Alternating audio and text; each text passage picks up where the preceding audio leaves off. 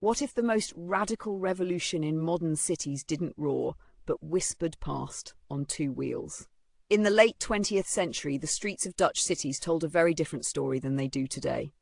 Back then, engines ruled. Cars crowded narrow roads, exhaust hung in the air, and the simple act of crossing the street felt like a gamble.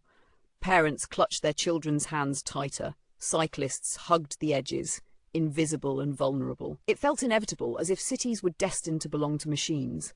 But inevitability cracked. It began quietly, with grief and frustration. Too many lives lost. Too many streets that no longer felt human.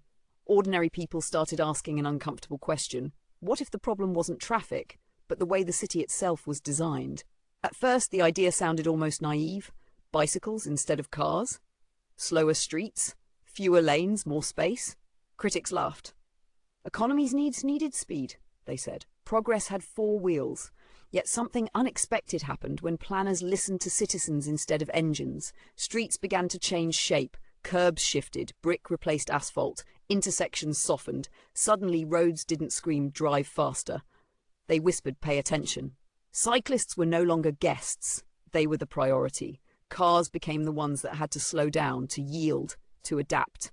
And that's when the city exhaled. Listen closely and you can hear it. The soft hum of tires on pavement, bells chiming like distant wind chimes, conversations floating freely across streets, once too loud to hear anything at all. Cafes spilled outward. Children pedaled to school alone for the first time. Elderly riders moved at their own pace, unhurried, unafraid. Here's the twist no one expected. Traffic didn't collapse.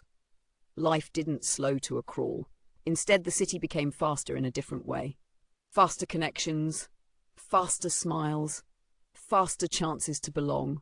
People arrived not stressed, but present. This wasn't just infrastructure, it was philosophy made physical. A city designed for bicycles quietly rewrote the rules of urban life. It proved that safety could be designed, not enforced, that freedom didn't require horsepower, that progress could sound like laughter instead of horns.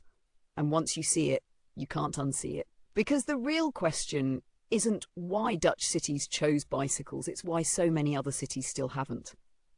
If this story made you see cities differently, take a moment to like, share and subscribe. And tell us in the comments, what would your city feel like if it was designed for people first?